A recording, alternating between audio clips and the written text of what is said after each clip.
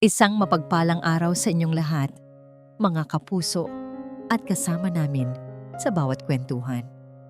Ako po ang inyong lingkod at malugod ko kayong tinatanggap sa ating channel kung saan ang bawat kwento ay isang paglalakbay ng puso. Sabi nila, ang katapatan daw ay isang hiyas na mahirap matagpuan, lalo na kapag napapalibutan ng kasakiman. Ngunit paano kung ang katapatan na yon ang magiging tanging sandata mo laban sa pinakamatinding kadiliman na nagkukubli sa loob ng iyong sariling tahanan? Ang marangyang hapagkainan ng Villa Esperanza ay napupuno ng katahimikan, isang katahimikang mas mabigat pa kaysa sa pinakamatinding sigawan. Tanging ang mahinang tunog lamang ng mga kubyertos na tumatama sa mamahaling pinggan ang maririnig. Para kay Luningning, ang bawat hapunan ay isang pagsubok. Isang pagsubok sa kanyang pasensya, sa kanyang katatagan, at sa kanyang kakayahang lunukin hindi lamang ang pagkain, kundi pati na rin ang masasakit na salita. Walang lasa, basag ni Silakbo sa katahimikan. Ang kanyang boses ay malamig, kasing lamig ng tingin na ipinupukol niya kay Luningning mula sa kabilang dulo ng mahabang mesa. Hindi umimik si Luningning, mas lalo lamang humigpit ang pagkakahawak niya sa kanyang kutsara at tinidor. Naramdaman niya ang pag-init ng kanyang mga pisngi, isang pamilyar na pakiramdam na matagal na niyang sinanay na itago. Sa gilid ng kanyang mata, nakita niya ang asawang si Alaric na abala sa paghiwa ng steak nito. Nagkukunwaring walang narinig, gaya ng dati. Ang katahimikan ni Alaric ay mas masakit pa kaysa sa panlalait ng ina nito. Sinigang ang isa sa mga pinakasimpleng lutuin, Luningning. Kahit ito man lang sana ay naperpekto mo na. Dagdag pa ni Silakbo habang tinutulak palayo ang mangkok na para bang ito'y isang basura.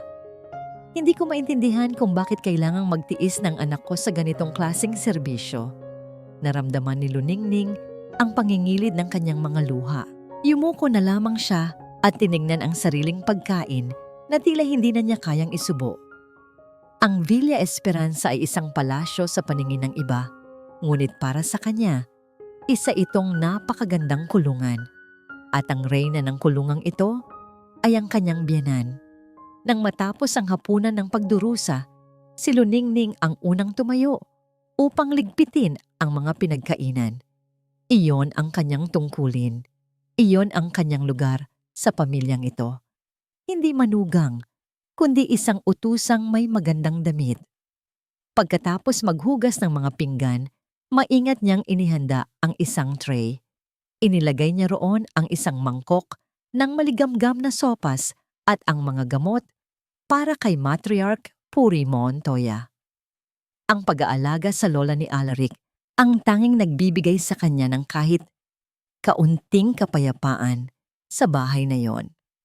Dahan-dahan niyang binuksan ang pinto ng malawak na silid ni Puri.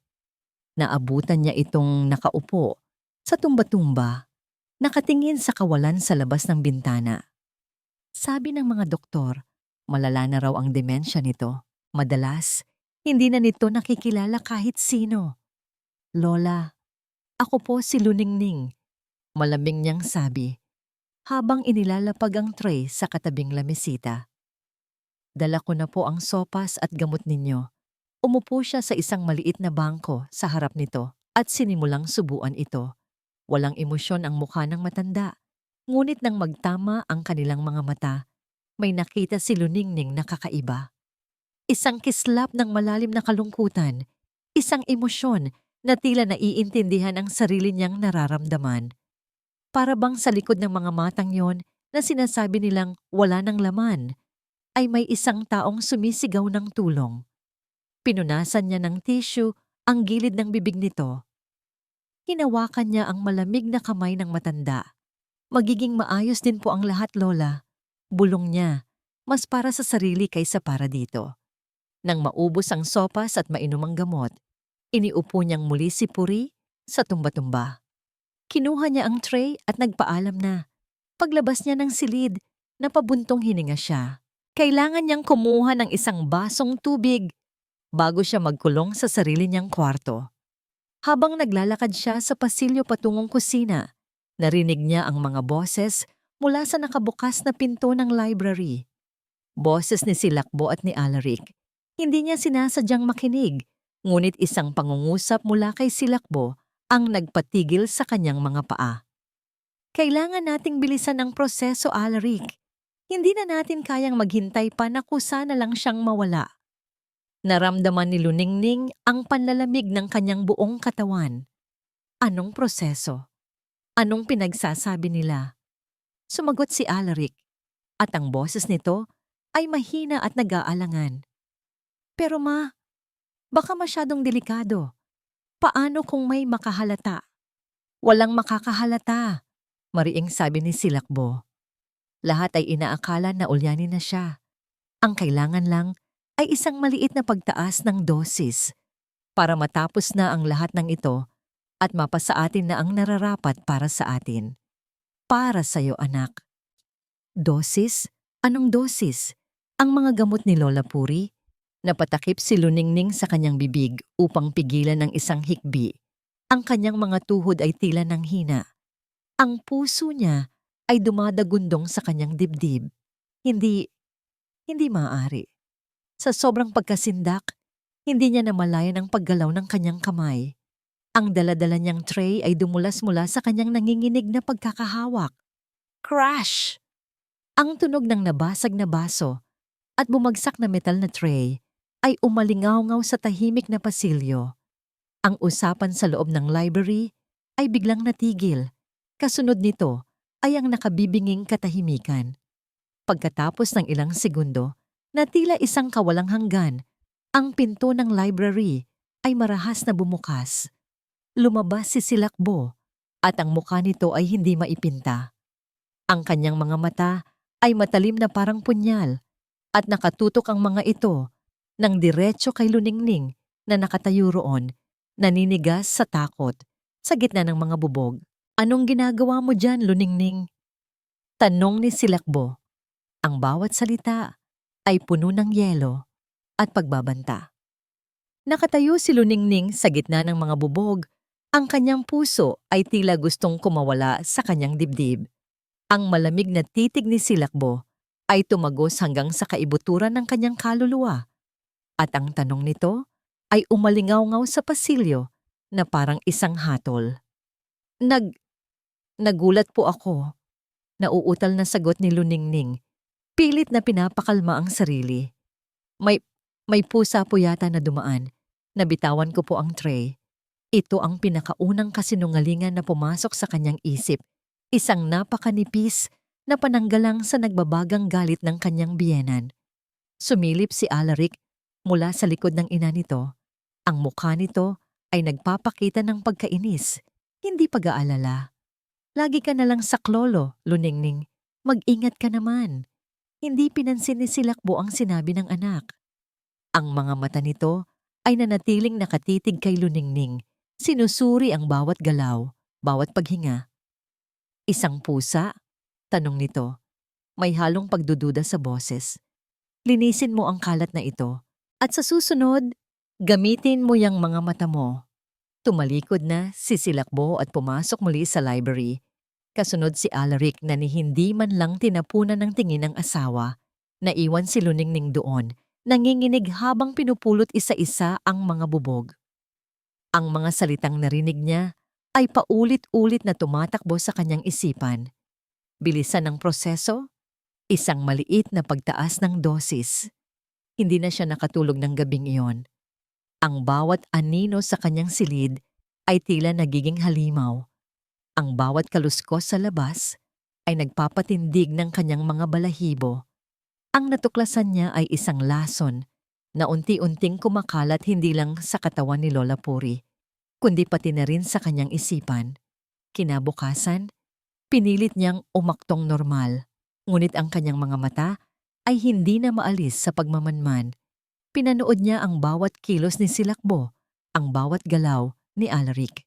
Nang maghahapunan na, habang naghahanda si Luningning ng tsaa para kay Lola Puri, Pumasok si Alaric sa kusina.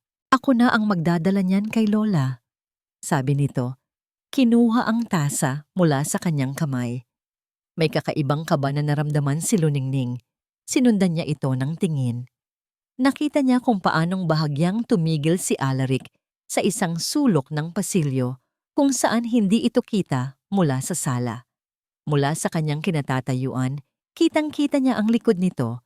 Nakita niya ang mabilis na pagdukot nito sa kanyang bulsa, ang pagbukas ng isang maliit na pakete, at ang maingat na pagbuhos ng puting pulbos sa loob ng tasa ng tsa. Isang malamig na takot ang gumapang sa buong katauhan ni Luningning. Ito na yon, ang katibayan, ang lason. Dinala ni Alaric ang tsa sa silid ni Lola Puri kung saan ito nagpapahinga. Pumasok si Luningning, dala-dala ang isang florera na may sariwang bulaklak, isang palusot upang makalapit. Lola, iinumin ko na po kayo ng tsaa para makapagpahinga na kayo ng maayos, sabi ni Alaric sa isang malambing na boses na nagbigay ng pangingilabot kay Luningning. Habang itataas na ni Alaric ang tasa patungo sa bibig ng matanda, kumilos si Luningning. Wala na siyang panahon para mag-isip. Ay! Sigaw niya at sinadya niyang matapilok malapit sa kinauupuan ni Alaric. Ang kanyang kamay ay aksidenteng tumama sa braso nito. Ang tasa ng tsaa ay lumipad sa ere at bumagsak sa sahig. Kumalat ang mainit na likido kasama ang mga piraso ng nabasag na porselana. Luningning! Umalingaw-ngaw ang sigaw ni Silakbo na kararating lang sa may pinto. Ang mukha nito ay puno ng galit. Ano na namang katangahan ito? Wala ka na bang gagawing tama? Patawad po. Nadulas po ako. Mangyak-ngyak na, sabi ni Luningning habang si Alaric ay masamang nakatingin sa kanya. Ang pagkukunwari nito ay biglang naglaho. Ang gabing iyon ay mas malala pa kaysa sa mga nauna. Ang bigat sa dibdib ni Luningning ay tila isang malaking bato na hindi niya na kayang buhatin. Alam niyang malapit na siya sa bingit ng kamatayan para kay Lola Puri at wala siyang mapagsabihan. Wala siyang kakampi.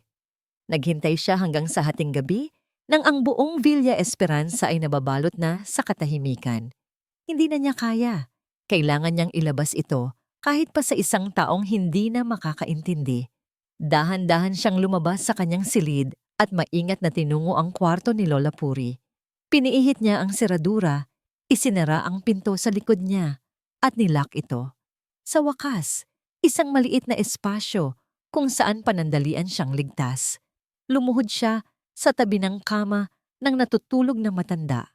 Ang liwanag ng buwan mula sa bintana, ang tanging nagbibigay liwanag sa silid. Hinawakan niya ang kamay ni Puri at doon, sa gitna ng katahimikan, bumuhos ang lahat ng kanyang luha at takot. Lola, tulong po. Bulong niya sa pagitan ng mga hikbi. Lola, papatayin ka po nila. Si Ma'am Silakbo, si Alaric. Nilalagyan po nila ng lason ang pagkain ninyo. Nakita ko po. Lola, hindi ko na po alam ang gagawin ko. Natatakot po ako. Ibinuhos niya ang lahat. Ang bawat detalye, ang bawat takot, ang bawat pagdududa. Alam niyang walang sasagot sa kanya, ngunit ang pagsasabi lamang nito ng malakas ay tila nakabawas kahit kaunti sa bigat. Nang tumahan na siya sa pag-iyak, nanatili siyang nakahawak sa kamay ng matanda. Ang kanyang mukha ay nakasubsob dito. Handa na siyang tumayo nang maramdaman niya ang isang bagay na hindi niya inaasahan. Ang kamay na hawak niya ay marahang humigpit sa pagkakahawak sa kanya. Itinangala ni Luningning ang kanyang ulo, ang kanyang mga mata ay nanlalaki sa pagtataka. Ang kamay ni Puri ay mahigpit na nakahawak sa kanya, isang hawak na puno ng lakas at katiyakan, isang bagay na imposible para sa isang taong sinasabing wala na sa sarili. Dahan-dahan, sa ilalim ng malamlam na sinag ng buwan, iminulat ni Matriarch Puri Montoya ang kanyang mga mata At sa pagkakataong ito, wala na ang bakanting tingin na laging nakikita ni Luningning. Ang naroon ay isang tingin na matalas, matalino, at puno ng bigat ng mga lihim. Umupo ang matanda mula sa pagkakahiga. Ang bawat galaw nito ay kontrolado, hindi tulad ng isang may sakit. Tinignan niya si Luningning ng diretso sa mga mata. Napaawang ang bibig ni Luningning. Ang takot na naramdaman niya kanina ay napalitan ng isang pagkamangha na hindi niya maipaliwanag. At nagsalita si Puri. Ang boses nito ay hindi garalgal o mahina, kundi buo, malinaw, at puno ng kapangyarihan na matagal nang nawala. Alam ko, Apo. 2 salita lamang yon, ngunit para kay Luningning, iyon ang pinakamalakas na dagundong na narinig niya sa buong buhay niya. Iyon ang tunog ng pag-asa. Alam niyo po, halos pabulong na tanong ni Luningning, hindi makapaniwala sa kanyang naririnig at nakikita.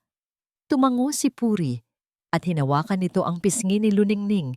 Pinupunasan ang mga natirang luha gamit ang hinlalaki. Matagal na akong naghihintay, Luningning. Naghihintay ng isang taong may sapat na tapang at busilak na puso upang makita ang katotohanan sa likod ng aking pagkukunwari. Pagkukunwari? Oo, Apo. Ang sakit ko, ang pagiging ulyanin ko, lahat ng iyon ay isang palabas. Paliwanag ng matanda, ang kanyang boses ay puno ng pait. Isang palabas upang subukan ang mga taong nakapaligid sa akin. Upang makita kung hanggang saan ang kayang gawin ng kasakiman ng sarili kong pamilya. At hindi nila ako binigo.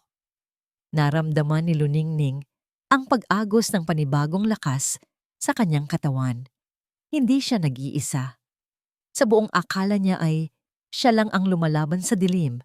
Ngunit sa tabi niya, sa likod ng maskara ng kahinaan, ay naroon ang tunay na reyna ng pamilya, nagmamasid, naghihintay.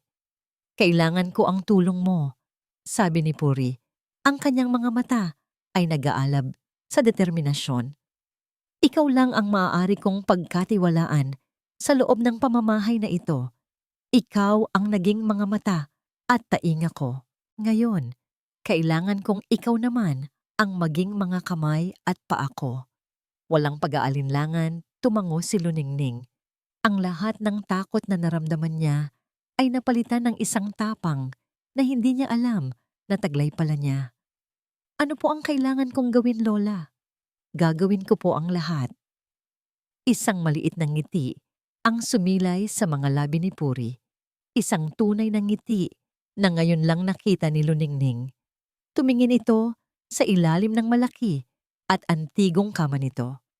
Sa ilalim ng kama ko, may isang baul. Isang maliit na baul na gawa sa kahoy ng nara. Sumunod sa utos si Luningning. Yumuko siya at sinilip ang ilalim ng kama. Doon, sa isang madilim na sulok, ay nakita niya ang isang maliit, nakakandadong baul. Hinila niya ito palabas. Mula sa ilalim ng kanyang unan, kinuha ni Puri ang isang maliit at makalumang susi na nakatali sa isang pulang sinulid. Inabot niya ito kay Luningning. Buksan mo, utos ng matanda. Ito ang simula ng lahat. Nanginginig ang mga kamay ni Luningning habang isinusuot ang susi sa kandado. Isang mahinang klik ang narinig at ang takip ng baul ay bumukas. Ang hangin sa loob ng silid ni Puri ay tila mas kumapal. Sa ilalim ng mapusyaw na liwanag ng buwan, sinuri ni Luningning ang laman ng baul. Hindi ito puno ng alahas o salapi, kundi ng mga bagay na higit pa roon ang halaga. Mga lumang kwaderno na nababalutan ng katad, isang salansan ng mga dokumentong pampinansyal, at isang selyadong sobre na may pangalan niyang nakasulat sa magandang sulat kamay. Basahin mo ang sulat, mahinang utos ni Puri. Nanginginig pa rin ang mga kamay ni Luningning habang binubuksan ang sobre. Sa loob, isang liham ang naghihintay, isang testamento ng tiwala, at isang panawagan sa pakikipaglaban. Aking Luningning, kung binabasa mo ito, nangangahulugan na hindi ako nagkamali sa'yo. Nakita ko ang kabutihan sa iyong puso mula pa noong una kang tumuntong sa pamamahay na ito. Ikaw ang huling pag-asa ng pamilyang ito. Sa loob ng baul na ito ay ang mga ebidensya ng unti-unting pagnanakaw ni Silakbo sa yaman ng Sinagtala Holdings. Ngunit hindi ko ito kayang ilantad ng mag-isa. Kailangan mong kontakin ang isang tao, ang nag-iisang abogado na pinagkakatiwalaan ko. Ang pangalan niya ay Attorney Kislap de Leon. Ang numero niya ay nasa likod ng liham na ito. Hanapin mo siya. Ibigay mo sa kanya ang lahat ng ito. Siya ang makakatulong sa atin na simulan ang unang hakbang. Mag-ingat ka, Apo. Ang ahas ay nasa loob ng ating tahanan at ang kamandag nito ay handang pumatay. Nagmamahal, Puri. Pagkatapos basahin ang sulat, tila isang bagong kaluluwa ang pumasok sa katawan ni Luningning. Ang babaeng dating puno ng takot ay napalitan ng isang babaeng may misyon. Hinawakan niya ang mga dokumento at sinimulang basahin ang mga ito sa tulong ng maliit na ilaw mula sa kanyang telepono. Magdamag siyang gising. Binuklat niya ang bawat pahina ng mga lumang journal ni Puri, kung saan isinulat nito ang bawat pagdududa, ang bawat napansing anomalya sa pananalapi ng kumpanya. Nakita niya ang mga pangalan, mga numero, at mga transaksyon na hindi niya lubos na maintindihan, ngunit nararamdaman niya ang bigat ng mga ito. Ito ang mundo ng Sinagtala Holdings, isang mundo na hindi na isang kulungan para sa kanya, kundi isang larangan ng digmaan. Kinaumagahan, kailangan niyang harapin ang kanyang mga kaaway na may daladalang isang malaking lihim. Pagbaba niya para maghanda ng almusal, nadatnan niya si Silakbo na nagkakape sa sala. Mukhang puyat ka, Luningning. Puna nito, ang mga mata ay mapanuri. May gumugulo ba sa isip mo? Huminga ng malalim si Luningning bago sumagot. Kailangan niyang maging kapani-paniwala. Tumawag po kasi kagabi si tita. May sakit po si mama. Medyo malubha raw po. Gusto ko po sanang umuwi sa baryo mapayapa para dalawin siya. Kahit isang araw lang po. Ang pagsisinungaling ay dumaloy sa kanyang mga labi nang mas madali kaysa sa inaasahan niya. Ang pag-alala para sa kanyang ina ay isang emosyon na laging totoo at ginamit niya ito bilang kanyang kalasag. Tinitigan siya ni Silakbo ng ilang segundo. Isang nakakakabang katahimikan ang namagitan sa kanila. Inaasahan ni Luningning na tatanggi ito, nagagawa ito ng paraan para hindi siya payagan. Ngunit isang malamig na ngiti ang sumilay sa labi ng kanyang biyenan. Sige, pumunta ka, sabi nito, sa paraang nagbigay ng kaba kay Luningning. Pamilya pa rin ang pinakamahalaga, pero ipapahatid kita sa ating driver, si Mang Ben, para sigurado akong makakarating ka ng ligtas. Ligtas. Ang salitang yon ay tila isang babala. Alam ni Luningning na hindi ito pag-aalala. Ito ay pagbabantay. Sa loob ng sasakyan, habang binabaybay nila ang daan palabas ng syudad, ang bawat minuto ay tila isang oras.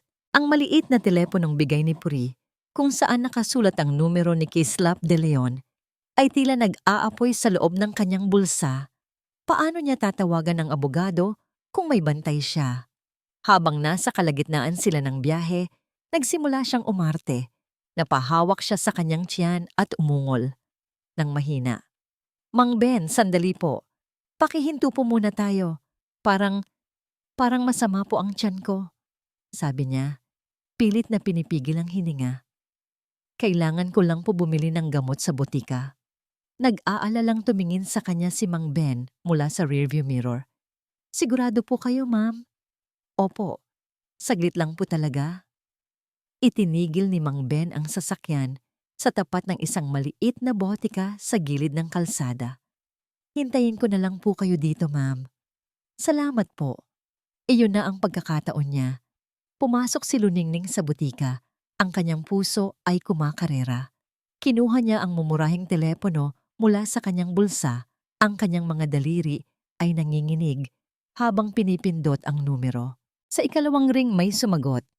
Isang boses ng lalaki, kalmado at profesional. Hello, Attorney De Leon speaking. Attorney? Kinakabahang sabi ni Luningning, halos pabulong. Ako po si Luningning, asawa ni Alaric Montoya. May ilang segundong katahimikan sa kabilang linya. Pinatatawag po ako ni Lola Puri. Dagdag niya. Nasaan ka? Mabilis na tanong ng abogado. Ang tono nito ay biglang nagbago, puno na ng pagkaalerto. Papunta po ako sa Baryo Mapayapa. Kailangan ko po kayong makausap. May ibibigay po ako sa inyo. Huwag dyan, mapanganib, sabi ni Kislap. Magkita tayo sa Kalinaw Cafe sa bayan ng Santa Cruz. Alam mo ba yon? 3:00 ng hapon, mag-isa kang pumunta. Opo, susubukan ko po. Salamat. Nang ibaba niya ang tawag, nakahinga siya ng maluwag. Nagawa niya siya.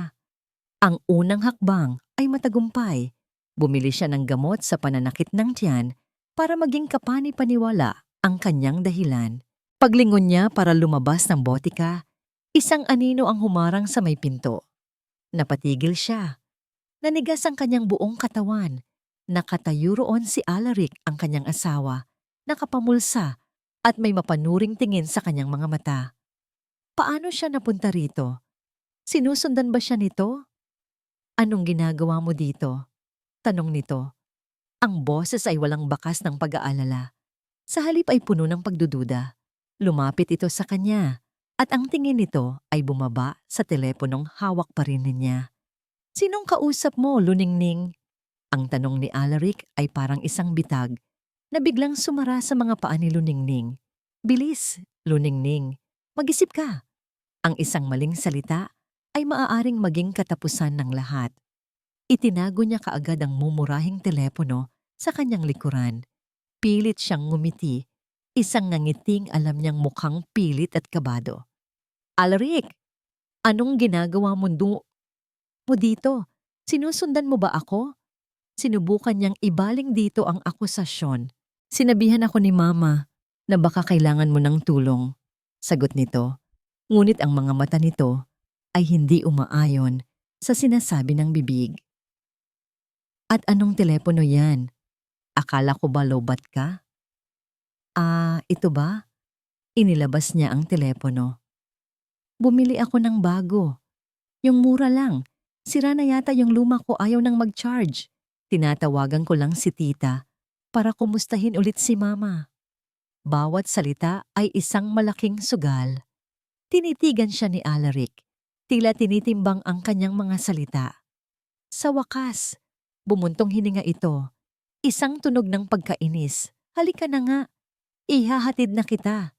Imbes na ako ang nagbabantay sa'yo, parang ikaw pa ang kailangan kong bantayan. Kahit masakit ang mga salita nito, nakaramdam si Luningning ng kaunting ginhawa. Nakalusot siya sa ngayon.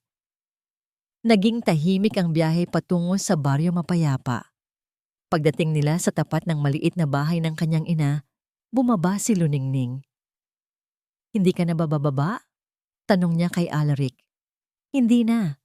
Marami pa akong gagawin. Tumawag ka na lang kay Mang Ben kapag pabalik ka na. Sabi nito bago paandarin ang sasakyan at mabilis na umalis. Sa pag-alis ng sasakyan, doon lang talaga nakahinga ng maluwag si Luningning. Pumasok siya sa bahay ng kanyang ina at pagkatapos ng mabilis na kumustahan at pagpapaliwanag, gumawa siya ng paraan. Sinabi niya kay Mang Ben sa telepono na magpapagabi siya at tatawag na lang ulit. Pagkatapos, dumaan siya sa likod bahay at sumakay ng tricycle patungo sa bayan ng Santa Cruz. Ang Kalinaw Cafe ay isang maliit at tahimik na lugar, perpekto para sa isang lihim na pag-uusap. Nakita niya kaagad ang isang lalaking nakaupo sa isang sulok, nakatalikod sa pinto, maayos ang pananamit at may seryosong aura. Ito na siguro si Attorney De Leon. Attorney? Tawag niya ng mahina. Lumingon ang lalaki. Kung nagulat man ito sa itsura ni Luningning, hindi niya ito ipinakita. Tumayo ito at magalang na inilahad ang isang upuan. Ma'am Luningning, maupo po kayo. Ako si Kislap. Ang pangalan nito ay tila isang angkop na paglalarawan. Ang kanyang mga mata ay matalino. Tila isang kislap ng liwanag sa madilim na sitwasyong kinalalagyan ni Luningning. Walang pag-aaksaya ng oras, inilabas ni Luningning ang mga dokumento mula sa kanyang bag at iniabot dito. Iyan po ang mga ipinabibigay ni Lola Puri. Habang binubuklat ni Kislap ang mga papel, ang kalmadong ekspresyon nito ay unti-unting napalitan ng pag-aalala.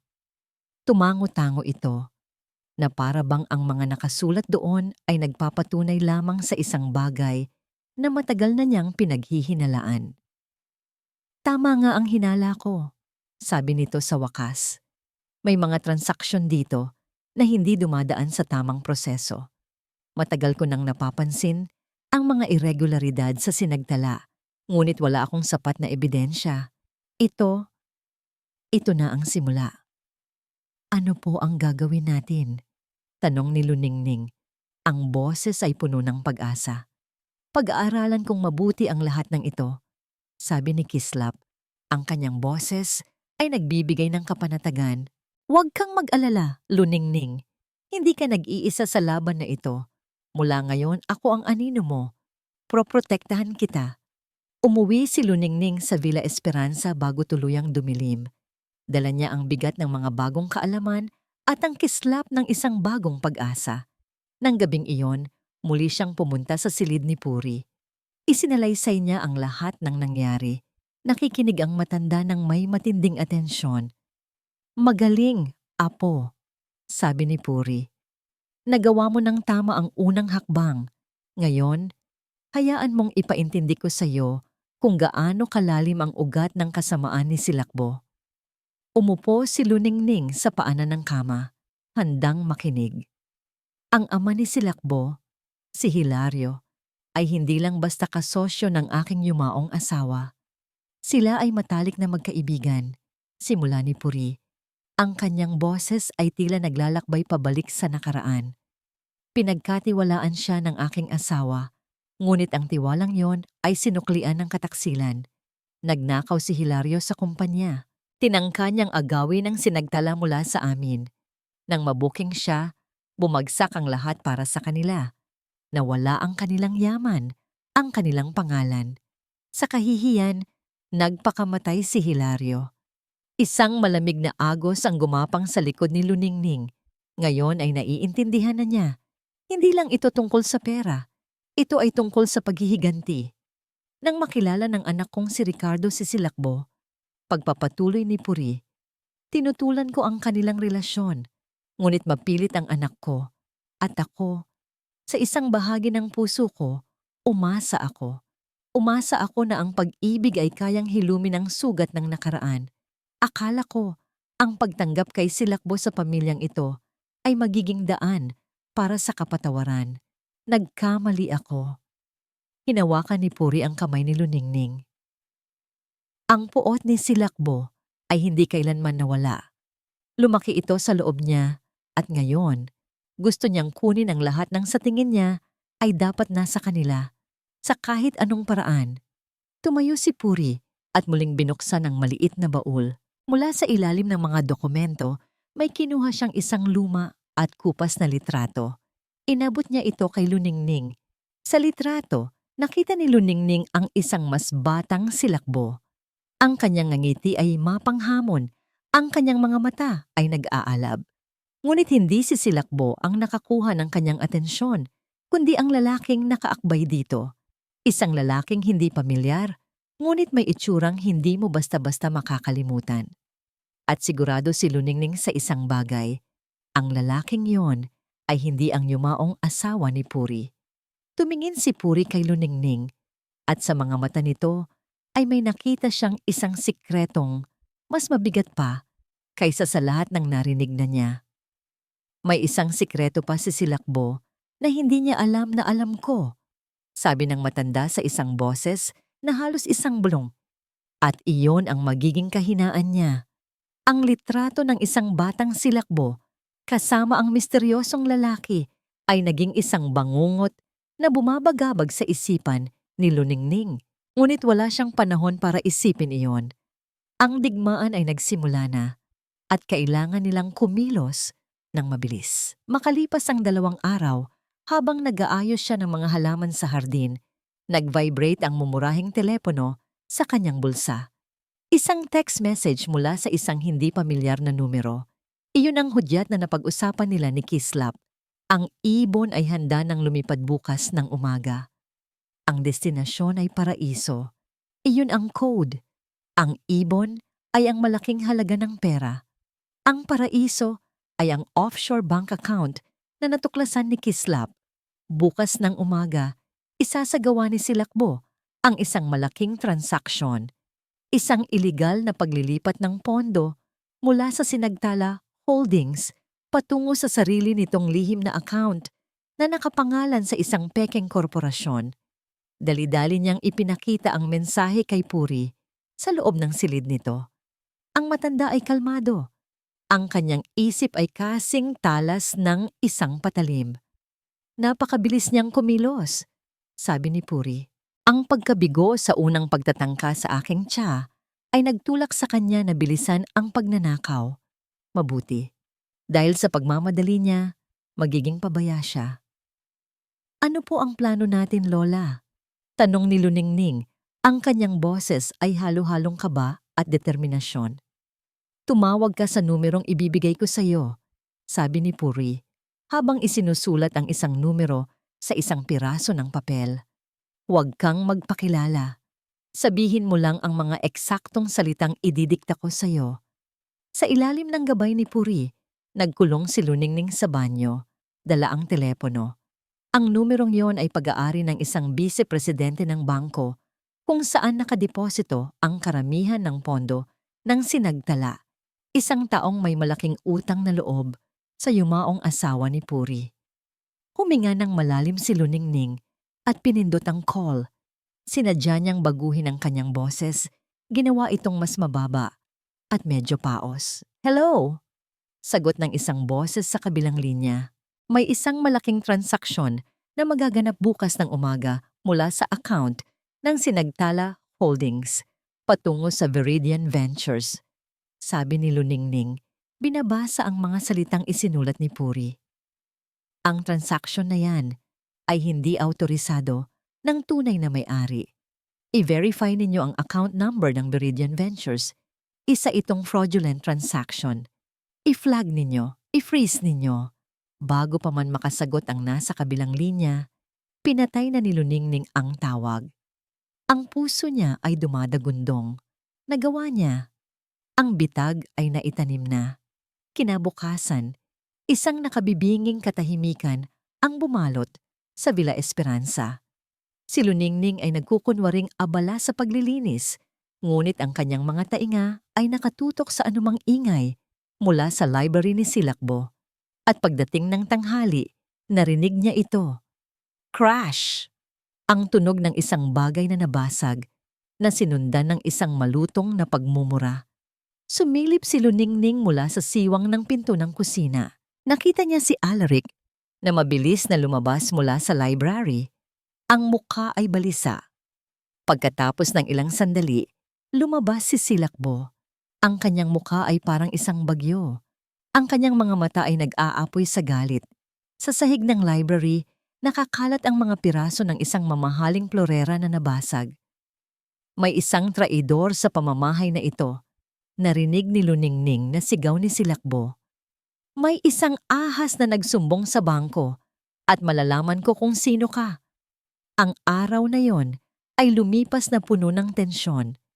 Ang bawat sulyap ni Silakbo kay Luningning ay puno ng paghihinala. Alam ni Luningning na siya ang numero 1 suspect. Nang mag-isa na lang sila, ni Alaric sa kanilang silid, hinarap siya nito. May kinalaman ka ba sa nangyari kanina, Luningning? Tanong nito. Ang boses ay seryoso. Anong ibig mong sabihin? Sagot niya. Pilit na pinapakita ang inosente niyang mukha. Wala akong alam sa mga negosyo ninyo. Siguraduhin mo lang, Luningning. Banta nito. Dahil kapag nalaman ni Mama na may kinalaman ka dito, hindi lang ikaw ang magdurusa. Ang banta ay nag-iwan ng lamig sa kanyang puso. Ngunit sa kabila nito, mayroon ding isang maliit na apoy ng tagumpay. Nasira nila ang plano nito. Kahit sa isang araw lang nanalo sila. Kinagabihan, habang papunta siya sa kusina para kumuha ng tubig, nasalubong niya ang matagal ng kasambahay ng mga Montoya. Si Malumanay. Ang matandang babae ay palaging mabait sa kanya, ngunit ngayon, ang mga mata nito ay puno ng pag-aalala. Dumaan ito sa tabi niya at habang naglalakad, may isang bagay itong sinadyang ibagsak, isang nakatuping papel. Mabilis itong nagpatuloy sa paglakad na para bang walang nangyari. Naguguluhang pinulot ni Luningning ang papel. Lumingon siya sa paligid. Nang masigurong walang nakatingin, binuksan niya ito. Ilang salita lang ang nakasulat sa nanginginig na sulat kamay. Mag-ingat po kayo. Alam na niya. Sa ilalim noon, may isa pang pangungusap. Biglang nanlamig ang buong katawan ni Luningning. Ang hangin ay tila nawala sa kanyang mga baga. Ang pakiramdam ng tagumpay kanina ay ganap na naglaho, napalitan ng dalisay na takot. Habang nakatingin siya sa kawalan, naramdaman niya ang isang presensya sa likuran niya. Dahan-dahan siyang lumingon. Nakatayo sa dulo ng pasilyo si Silakbo, nakatitig sa kanya, at sa mga labi nito ay may isang ngiting nakakakilabot. Isang nangiti ng isang gagambang na kasi sigurong nahuli na nito ang kanyang biktima sa kanyang sapot. At sa isang iglap, naintindihan ni Luningning. Ang pagkansela sa transaksyon ay hindi lang isang pagkatalo para kay Silakbo. Ito ay isang deklarasyon ng giyera. At ang unang bala ay kararating pa lang. Ang nangiti sa mga labi ni Silakbo ay isang hula ng kapahamakan. Alam ni Luningning na ang katahimikan pagkatapos ng nabigong transaksyon ay hindi kapayapaan, kundi ang paghahanda para sa isang mas malaking bagyo. Ang babala ni Malumanay ay umalingaw-ngaw sa kanyang isipan. Nag-install po si Ma'am Silakbo ng hidden camera sa kwarto ni Matriarch Puri. Dahil dito, ang bawat pag-uusap nila ni Puri ay naging mas maingat. Gumagamit sila ng mga senyas, ng mga simpleng bulong na halos hindi marinig. Ngunit alam ni Luningning na nagmamasid si Silakbo, naghihintay ng tamang tiyempo para tumuklaw. At ang tuklaw na yon ay dumating sa paraang hindi niya kailanman inasahan. Isang umaga, ginising si Luningning ng isang malakas na sigaw mula sa ibaba. Nawawala! Ninakawan ako! Ang boses ni Silakbo ay puno ng galit at pagdadalamhati. Isang perpektong pag-arte na nakakakilabot. Nagmamadaling bumaba si Luningning at Alaric at naabutan nila si Silakbo sa sala. Umiiyak habang yakap-yakap ang isang bukas at walang lamang kahon ng alahas. Ang lahat ng mga kasambahay, kasama si Malumanay, ay nakatayo sa isang sulok, takot at naguguluhan. Anong nangyari, Mama? Nag-aalalang tanong ni Alaric. Ang set ng perlas na pamana pa sa akin ng lola mo, hagulgol ni Silakbo. Ang pinakaiingat-ingatan kong alahas, nawawala sa loob ng aking kwarto. May magnanakaw sa pamamahay na ito. Ang mga mata ni Silakbo ay mabilis na lumibot sa buong silid at huminto ito ng diretso kay Luningning. Isang tingin na puno ng akusasyon. Walang ibang pumapasok sa kwarto ko. Walang ibang may pagkakataong gawin ito. Hindi po ako. Mabilis na tanggi ni Luningning, naramdaman niya ang panlalamig ng kanyang mga kamay. Ito na. Ito na ang bitag. Talaga ba? Hamon ni Silakbo. Kung ganoon, wala kang dapat ikatakot kung hahalughugin namin ang silid mo, hindi ba? Bago pa man makasagot si Luningning, si Alaric na ang unang kumilos. Halika na, Mama. Tignan natin para matapos na ang kalokohang ito. Sinundan ni Silakbo si Alaric patungo sa silid nila. Naiwan si Luningning sa sala, tila napako sa kanyang kinatatayuan. Ang kanyang puso ay bumabagsak sa bawat hakbang nila paakyat sa hagdanan. Alam niyang wala silang makikita, ngunit alam din niya kung gaano katuso si Silakbo. Ilang sandali lang, isang sigaw ng tagumpay ang narinig niya mula sa itaas. Ang sigaw ni Silakbo. Narito! Narito ang mga alahas! Tignan mo, Alaric! Tignan mo ang ginawa ng asawa mo! Kasunod noon ay ang pagbaba nila sa hagdan. Nasa kamay ni Silakbo ang isang kwintas at isang pares. Nang hikaw na perlas, ang nawawalang alahas. Si Alaric ay nasa likod nito. Ang mukha ay hindi maipinta. Saan niyo po yan nahanap? Nanginginig na tanong ni Luningning, kahit alam na niya ang sagot. Saan pa? Sagot ni Silakbo. Ang boses ay puno ng pagkasuklam. Sa ilalim ng unan mo. Nakatago sa ilalim ng unan mo, Luningning. Isang magnanakaw. Isa kang magnanakaw. Ang bawat salita ay parang isang sampal. Napatingin si Luningning kay Alaric, naghahanap ng tulong, ng kahit katiting na pagtitiwala mula sa kanyang asawa. Ngunit ang nakita niya sa mga mata nito ay pagkabigo at pagsuko. Alaric, maniwala ka sa akin. Pakiusap niya. Ang mga luha ay nagsisimula ng mamuo sa kanyang mga mata. Hindi ko ginawa yan. Isang patibong yan. Huminga ng malalim si Alaric. Umiwas ito ng tingin. At nang magsalita ito, ang bawat salita ay isang pako na ipinupukol sa kabaong ng kanilang pagsasama. Patawarin mo ako. Luningning. Mahinang sabi nito. Hindi makatingin sa kanya. Pero nakita ko. Kagabi. Nakita kitang pumasok sa kwarto ni Mama noong akala mo tulog na ang lahat. Akala ko may kukunin ka lang. Hindi ko akalain na ito ang gagawin mo. Gumuho ang mundo ni Luningning. Ang kasinungalingan. Ang pinakamatinding kasinungalingan ay nanggaling mismo sa bibig ng lalaking pinangakuan niyang makasama habang buhay. Siya ang kanyang asawa ay kasabot sa bitag na ito. Hindi, bulong niya. Hindi totoo yan, Alaric. Nagsisinungaling ka. Ngunit wala nang nakinig. Ang hatol ay naibigay na. Palayasin ang babaeng yan. Sigaw ni Silakbo. Itinuturo siya. Ayoko nang makita ang pagmumukha ng magnanakaw na yan sa bahay ko. Lumayas ka. Ngayon din, dalhin mo lang ang mga damit sa katawan mo. Walang sino man ang kumilos para tulungan siya. Ang mga kasambahay ay nakayuko lang, takot. Si Alaric ay nanatiling tahimik, isang rebulto ng pagkakanulo. Hinila siya ng 2 gwardiya palabas ng Villa Esperanza. Hindi siya nanlaban. Wala na siyang lakas.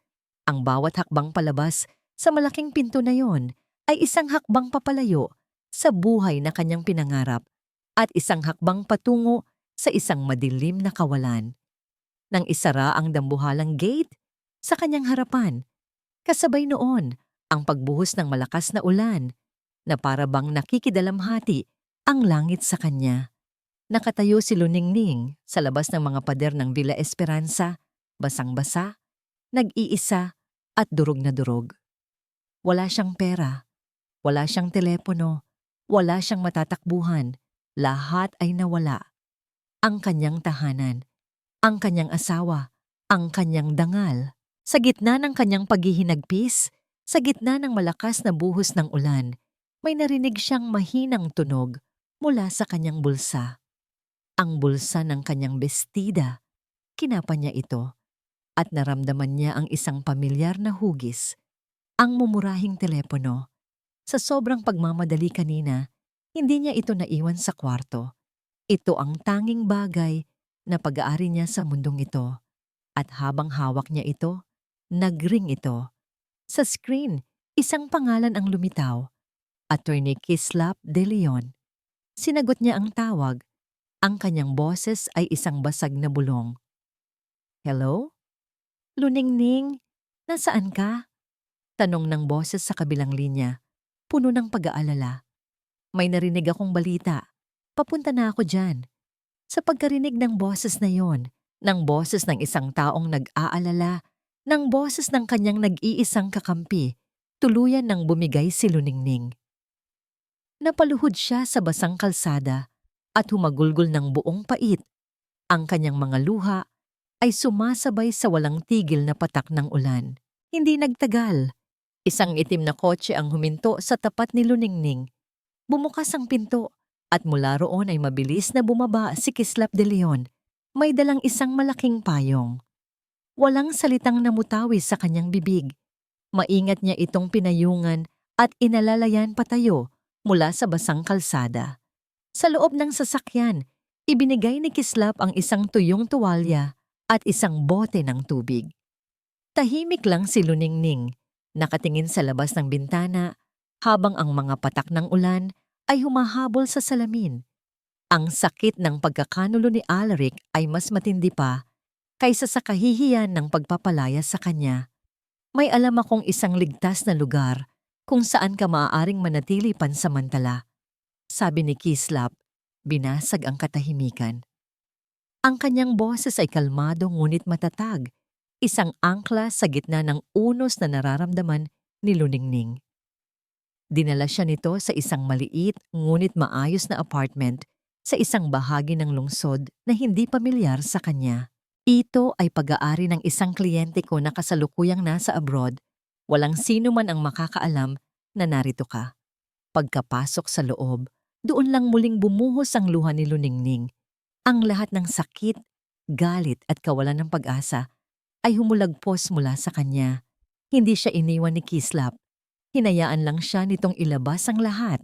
Isang tahimik na presensya na nagbibigay ng suporta. Tapos na ang pag-iyak, Luningning, sabi ni Kislap nang medyo kumalma na siya. Ngayon, oras na para lumaban. Ang mga salitang iyon ay tila isang mitsyang nagsindi ng apoy sa loob niya. Tama si Kislap. Pinalayas man siya, hindi pa tapos ang laban. Sa katunayan, ngayon pa lang ito magsisimula. Dahil wala na siya sa loob ng Villa Esperanza, mas malaya na siyang makakakilos. Paano si Lola Puri? Tanong ni Luningning. Ang pag-aalala ay pumalit sa kanyang kalungkutan. Ngayong wala na ako, mas lalo siyang manganganib. May naisip na akong paraan dyan, sabi ni Kislap, at may inilabas ito mula sa kanyang briefcase, isang eleganteng ballpen. Ilang buwan na ang nakalipas bago pa man lumala ang sakit ni Matriarch Puri na iregalo ko ito sa kanya. Hindi ito ordinaryong ballpen, Luningning. Mayroon itong high-fidelity audio recorder. At hanggat nasa bulsa ito ng kanyang damit, maririnig natin ang lahat. Isang kislap ng pag-asa ang sumilay sa mga mata ni Luningning. Hindi sila bulag, hindi sila bingi. Ang susunod nating hakbang, pagpapatuloy ni Kislap, ay alamin ang sikretong itinatago ng litratong yon. Inilabas ni Luningning ang kupas na litrato na naibulsa niya bago ang gulo, ang larawan ni Silakbo at ng misteryosong lalaki. Kailangan nating malaman kung sino ang lalaking ito, sabi ni Kislap.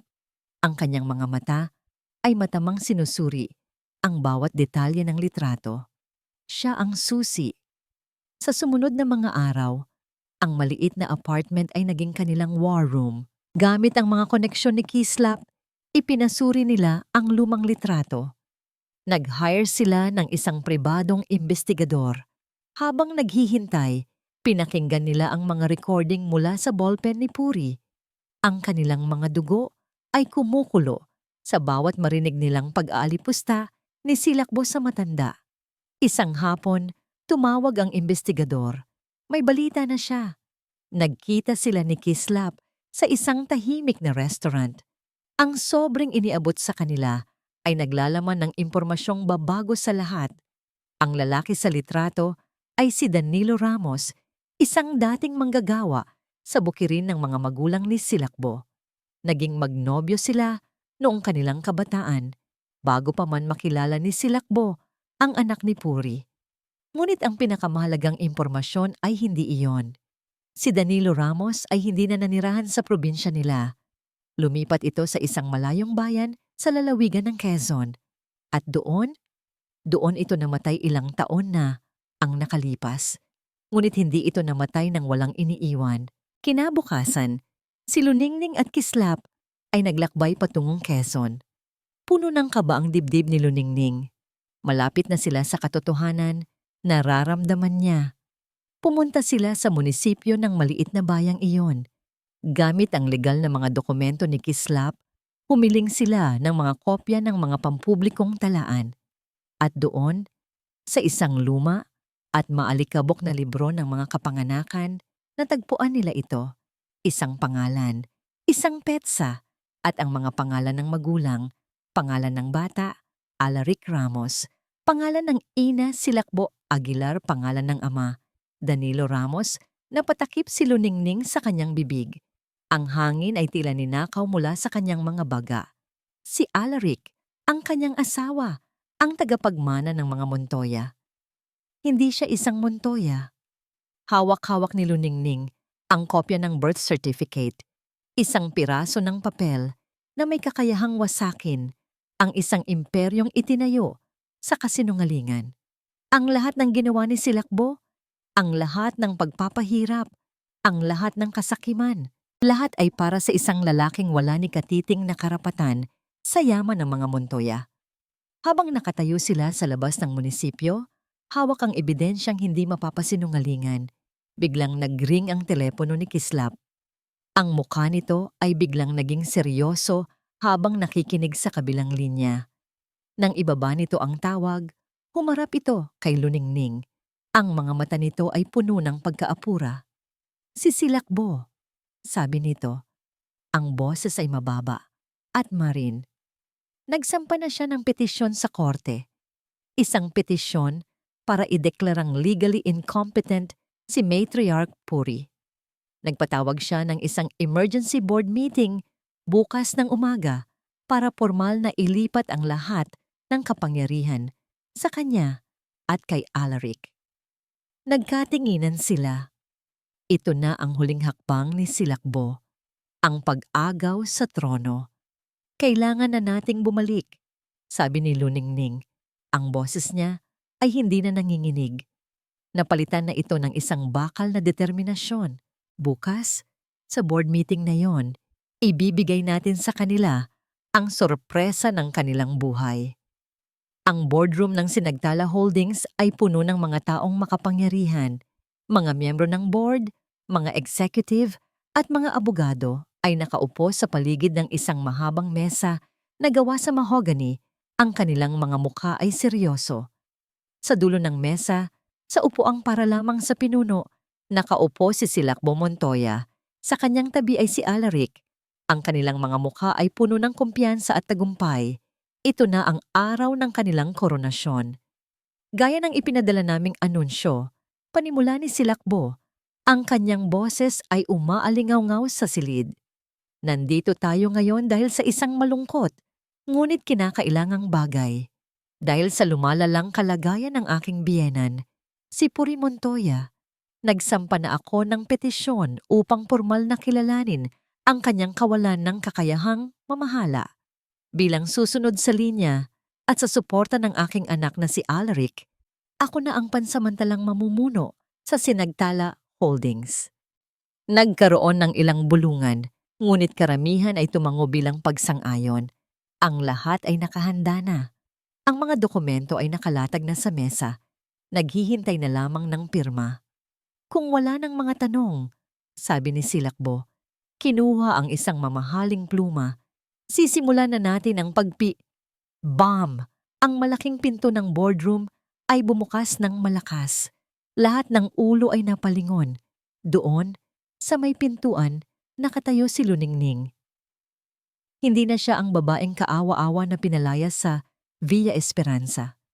Ang suot niya ay isang simpleng itim na bestida, ngunit ang tindig niya ay puno ng kapangyarihan. Sa kanyang tabi, dala ang isang leather briefcase, ay si Attorney Kislap de Leon. Ang ekspresyon ni Silakbo ay nagbago mula sa pagkagulat patungo sa purong pagkasuklam. Anong ginagawa ng babaeng ito dito? Sigaw niya. Magnanakaw. Security! Palabasin ang babaeng yan. Hindi siya aalis. Matatag na sabi ni Kislap, humakbang pasulong. Bilang legal na asawa ng isa sa mga tagapagmana, si Gong, Luningning Montoya ay may karapatang dumalo sa pulong na ito at meron kaming ilang mahahalagang bagay na kailangang marinig ng lahat. Isang malamig na tawa ang kumawala sa bibig ni Silakbo. At ano naman yon? Mga kasinungalingan ng isang desperadong babae? Hindi kasinungalingan, sabi ni Luningning. Ang kanyang boses ay kalmado ngunit tumatagos. Naglakad siya papalapit sa mesa. Ang kanyang mga mata ay hindi inaalis mula kay Silakbo at Alaric. Ang tawag dito ay katotohanan. Mula sa kanyang briefcase, mabilis na naglabas si Kislap ng isang maliit na speaker at ikinonekta ito sa kanyang telepono. Nais muna naming iparinig sa inyo ang isang pag-uusap na naganap sa loob mismo ng Villa Esperanza. Pinindot niya ang play. Biglang napuno ang silid ng boses ni Silakbo. Kailangan nating bilisan ang proseso. Alaric, hindi na natin kayang maghintay pa. Isang maliit na pagtaas ng dosis para matapos na ang lahat. Ang mukha ni Silakbo ay biglang namutla. Si Alaric ay napatingin sa sahig, hindi makatingin sa sinuman. Ang mga miyembro ng board ay nagkatinginan. Ang kanilang mga mukha ay puno ng pagkabigla. Isang recording na gawa-gawa lang. Depensa ni Silakbo, ngunit ang kanyang boses ay nanginginig na. Talaga ba? Hamon ni Kislap. Inilabas niya ang isang salansa ng mga dokumento.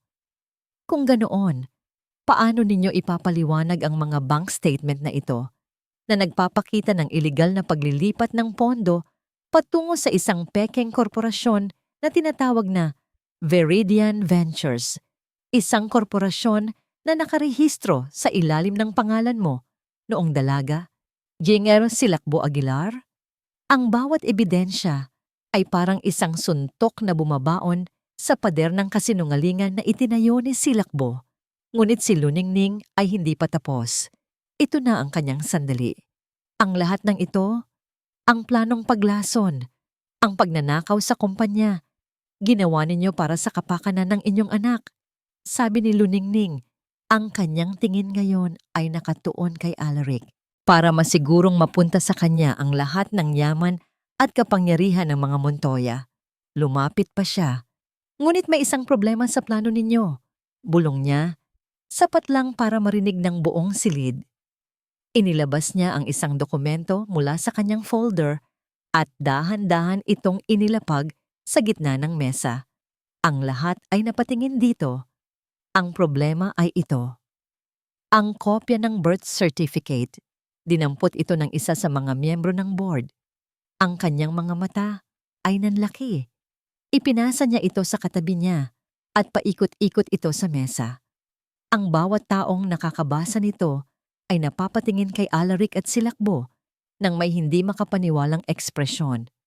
Ano yan? Kinakabahang tanong ni Silakbo. Iyan po, sabi ni Luningning. Ang kanyang boses ay malinaw at matatag. Ay ang birth certificate ng iyong anak, Alaric Ramos. Anak ni Silakbo Aguilar at Danilo Ramos, walang dugong Montoya. Walang karapatan sa anumang pag-aari ng pamilyang ito. Ang revelasyon ay parang isang bombang sumabog sa loob ng silid. Ang katahimikan ay nakabibingi. Si Silakbo ay tila nawalan ng kulay, napahawak sa mesa para suportahan ang sarili. Ang kanyang buong mundo, ang kanyang buong buhay ng pagpaplano at paghihiganti ay gumuho sa isang iglap. Si Alaric ay napayuko, ang kanyang mga balikat ay nanghihina. Ang pagkakanulo, ang kasakiman, lahat ay para sa isang kasinungalingan. Tapos na ang laro. Silakbo. Isang boses ang bumasag sa katahimikan. Isang boses na puno ng kapangyarihan at awtoridad. Isang boses na matagal nang hindi naririnig sa silid na yon. Ang pinto ng boardroom ay muling bumukas. Doon, nakatayo si Matriarch Puri Montoya. Hindi siya nakaupo sa wheelchair. Hindi siya mukhang mahina. Nakasuot siya ng isang eleganteng pulang bestida. Ang kanyang buhok ay maayos na nakapusod at ang kanyang mga mata ay nag-aalab. Sa kanyang likuran, nakatayo ang dalawang unipormadong pulis. Naglakad siya papasok sa silid. Ang bawat hakbang ay may bigat. Ang lahat ay napatingin sa kanya. Tila nakakita ng isang multo. Huminto siya sa harap ni Silakbo at Alaric.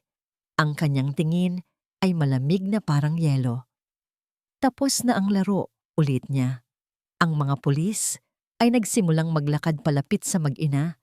Ang tunog ng kanilang mga sapatos ay ang tanging maririnig sa silid ng paghuhukom. Walang nanlaban, walang sumigaw. Ang pagdating ni Puri Montoya ay ang huling pako sa kabaong ng mga kasinungalingan ni Silakbo. Habang pinupusasan ng mga pulis ang kanyang mga kamay, hindi man lang ito tumingin kay Puri o kay Luningning. Ang kanyang mga mata ay nakatitig sa kawalan, isang babaeng nawalan ng lahat dahil sa sarili niyang galit. Ngunit si Alaric, bago siya tuluyang ilabas, ay huminto at lumingon kay Luningning. Sa kanyang mga mata, wala na ang pagmamataas o kasinungalingan. Ang naroon na lamang ay ang dalisay na pagsisisi. Patawad, isang salitang halos hindi marinig, ngunit para kay Luningning, iyon ang pinakamalinaw na narinig niya mula sa kanya sa loob ng maraming taon. Pagkatapos, yumuko ito at sumunod na sa mga pulis. Nang mawala na sila, isang nakabibinging katahimikan ang muling bumalot sa boardroom. Lahat ng mga mata ay nakatuon kay Puri. Ang pulong na ito ay tapos na. Anunsyo niya, ang kanyang boses ay hindi nag-iiwan ng puwang para sa anumang tanong. Isang press conference ang ipapatawag bukas para linawin ang lahat. Makakaalis na kayong lahat. Isa-isang nagsitayuan ang mga miyembro ng board at mga executive. Ang kanilang mga mukha ay halo-halong paggalang at takot. Dahan-dahan silang lumabas hanggang sa ang naiwan na lamang sa loob ng malawak na silid ay si Puri, si Luningning at si Kislap. Sa wakas, pagkatapos ng lahat ng tensyon, huminga ng malalim si Puri at hinarap si Luningning. May isang ngingiti sa kanyang mga labi, isang ngiti na puno ng pasasalamat at pagmamahal. Lumapit siya at niyakap ito ng mahigpit. "Salamat, aking Luningning," bulong niya. "Salamat sa iyong katapangan. Iniligtas mo hindi lang ako, kundi ang buong pamilya." "Ginawa ko lang po ang tama, Lola," sagot ni Luningning. Niyakap din ang matanda pabalik. Sa yakap na yon, naramdaman niya ang kapayapaan na matagal na niyang hinahanap. Kinabukasan, ang balita tungkol sa pag-aresto kay Silakbo at Alaric at ang milagrosong paggaling ni Puri Montoya ay kumalat na parang apoy. Sa press conference, buong tapang na hinarap ni Puri ang media. Inilantad niya ang katotohanan sa likod ng mga financial anomalies at ang tangkang pag-agaw sa kumpanya. Ngunit naging maingat siya sa mga personal na detalye, pinapanatili ang kaunting dignidad na natitira para sa pangalan ng kanyang yumaong anak. Pagkatapos ng kaguluhan, dinala ni Puri si Luningning sa kanyang opisina, ang pinakamataas na opisina sa gusali ng Sinagtala, kung saan tanaw ang buong syudad. "Mula ngayon, Luningning, dito ka na uupo," sabi ni Puri. Iginagawad ang kamay patungo sa malaking upuan sa likod ng mesa. Nagulat si Luningning. "Po? Lola, hindi po ako karapat-dapat. Wala po akong alam sa pagpapatakbo ng ganito kalaking kumpanya." "Ang kaalaman ay natututunan," mahinahong sagot ni Puri. "Pero ang integridad at katapatan, iyan ay nasa puso at iyan ang mayroon ka. Iyan ang kailangan ng Sinagtala. Tuturuan kita, gagabayan kita. Ikaw ang nararapat na tagapagmana ko." Naluha si Luningning. Ang lahat ng kanyang tiniis, ang lahat ng sakit, ay tila nagbunga ng isang bagay na hindi niya kailanman pinangarap. "Pero bakit po ako, Lola?" tanong niya. "Bakit po ganoon na lang ang tiwala ninyo sa akin mula pa sa simula?" Umupo si Puri at may kinuha mula sa kanyang drawer. Isang luma at medyo kupas na litrato ng dalawang dalagita. Magkaakbay at masayang nakangiti. Ang isa ay si Puri noong kanyang kabataan. At ang isa, ang lola mo ba ay si Amalia Sandoval? Tanong ni Puri. Tumango si Luningning, naguguluhan. Opo, paano niyo po nalaman? Si Amalia ang pinakamatalik kong kaibigan, sabi ni Puri. Ang kanyang mga mata ay nangungulimlim sa mga alaala. Nawalan kami ng koneksyon nang mag-asawa ako at lumipat dito sa syudad. Matagal kitang hinanap, Apo. Nang malaman kong ikaw ang napangasawa ni Alaric, naniwala akong tadhana na mismo ang gumawa ng paraan. Nakita ko si Amalia sa iyong mga mata, ang kanyang kabutihan, ang kanyang katatagan. Ngayon, naiintindihan na ni Luningning ang lahat. Hindi lang siya isang napulot na manugang. Sa simula pa lang, meron na silang koneksyon na mas malalim pa sa dugo. Sa paglipas ng mga araw, unti-unting nanumbalik ang kapayapaan sa buhay ni Luningning. Dumalaw siya sa kulungan isang beses para kausapin si Alaric. Sa kanilang pag-uusap, wala nang sisihan, tanging kapatawaran. Pinatawad na niya ito, hindi para sa kanya, kundi para sa sarili niyang kapayapaan. Isang hapon, habang abala siya sa pag-aaral ng mga dokumento sa kanyang bagong opisina, pumasok si Kislap. May dalang 2 tasa ng kape. Mukhang kailangan mo ng pahinga, CEO. Nakangiting sabi nito. Ngumiti pabalik si Luningning. Salamat, Kislap. At salamat sa lahat. Walang anuman yon, sabi nito. Umupo sa upuan sa tapat niya. Bilib ako sa iyo, Luningning. Sa lahat ng pinagdaanan mo, hindi ka natinag. Nagkatitigan sila. Sa mga mata ni Kislap, nakita ni Luningning ang paghanga, paggalang, at marahil, isang bagay na mas malalim pa. Isang bagong simula. Isang bagong pag-asa para sa kanyang puso. Tumingin siya sa labas ng bintana.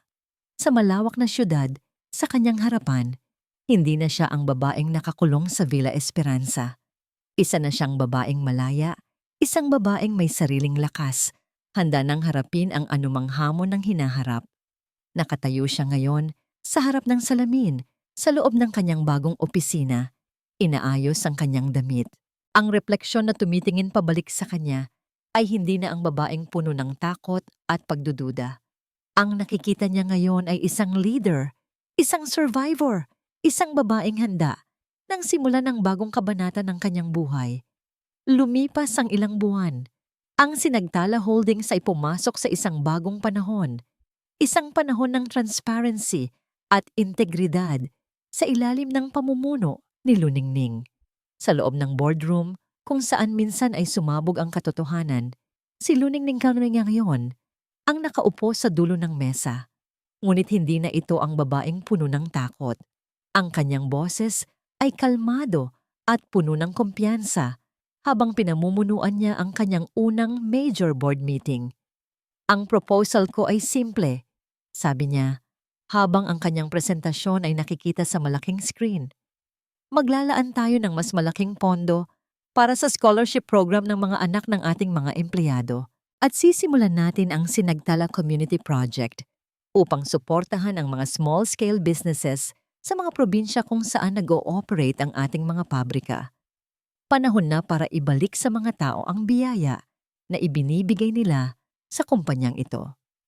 Ang mga miyembro ng board na dati sanay sa mga usapang tungkol lamang sa kita at pagpapalago ay nakikinig ng may bagong paggalang. Pagkatapos ng kanyang presentasyon, isa sa mga pinakamatandang miyembro ang nagsalita. Ganyan ni Montoya, sa loob ng 30 taon ko sa board na ito, ngayon lang ako nakarinig ng isang planong may ganitong klasing puso. Buong puso kong sinusuportahan ang inyong proposal. Isa-isang sumunod ang lahat. Ang boto ay naging unanimous. Isang ngiti ng tagumpay at pasasalamat ang sumilay sa mga labi ni Luningning. Hindi ito tagumpay para sa kanya, kundi para sa isang bagong simula. Pagbalik niya sa kanyang opisina, isang salansan ng mga sulat ang naghihintay sa kanya. Habang isa-isa niya itong binubuksan, Isang sobre ang nakakuha ng kanyang pansin. Ang sulat kamay ay pamilyar. Ang return address ay mula sa city jail. Huminga siya ng malalim bago ito buksan. Ito ay sulat mula kay Alaric. Maikli lamang ito at ang mga salita ay tila isinulat ng may pag-aalinlangan. Hindi ito humihingi ng tawad dahil alam nitong walang salita ang sapat.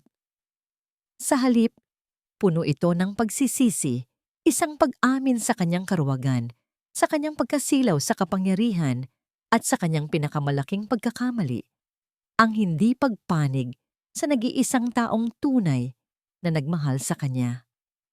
Sa huli, isinulat nito na sana, balang araw, ay mahanap ni Luningning ang kaligayahang hindi niya kayang ibigay. Hindi umiyak si Luningning.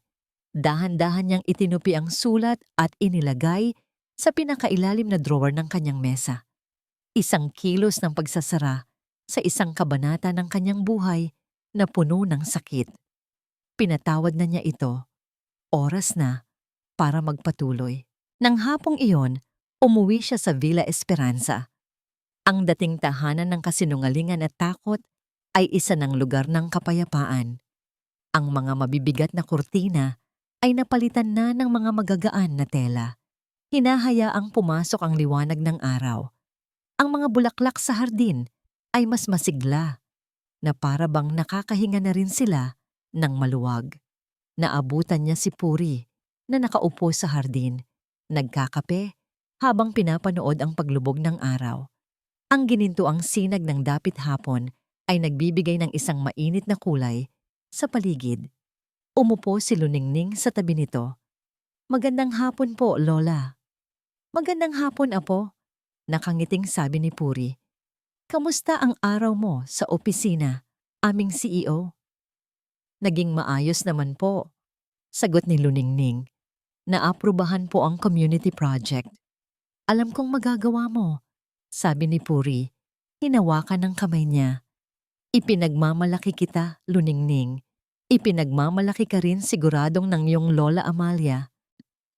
Magkasama silang nanood habang ang araw ay dahan-dahang lumulubog sa abot tanaw. Pinipinta ang langit ng mga kulay kahel, rosas at lila.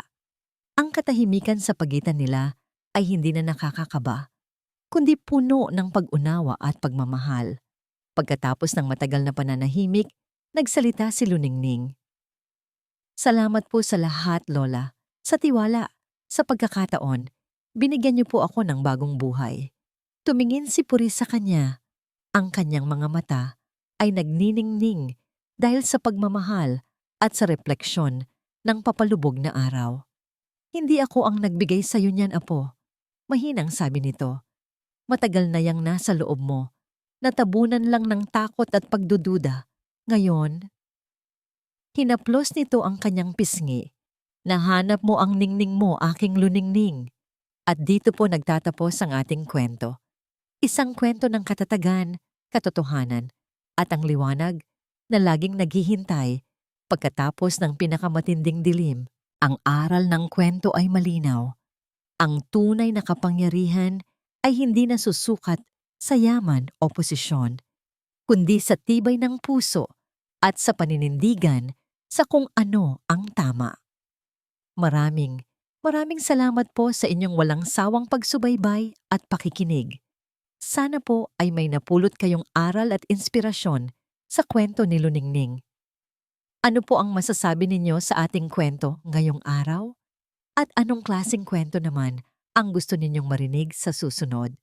I-comment lamang po sa ibaba.